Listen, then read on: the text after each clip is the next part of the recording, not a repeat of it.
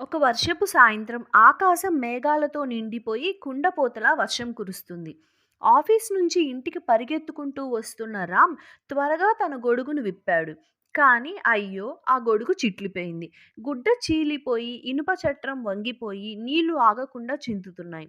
చికాకుతో అతను మనసులో అనుకున్నాడు, ఇంత దురదృష్టమా? కొత్త గొడుగు కొనుక్కుని నెల రోజులే అయ్యింది. ముడుచుకుని కోపంగా నడుస్తూ ఉండగా రోడ్డు పక్కన ఒక ముసలమ్మ కనిపించింది. ఆమె చేతిలో గొడుగు లేదు.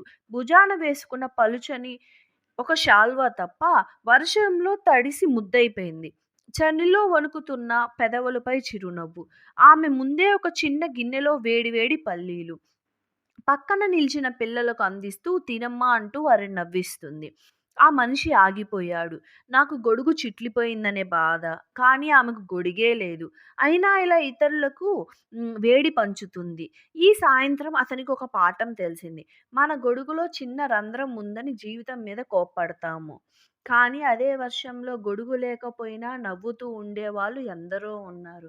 మన లైఫ్ మనకి 70% ఆఫ్ లైఫ్ మనకి పీస్‌ఫుల్‌గా ఉన్నా, లేని 30% కోసం ప్రాకులాడుతూ నా లైఫ్ ఏంటి ఇలా ఉంది అని మనల్ని మనం తిట్టుకుంటాం.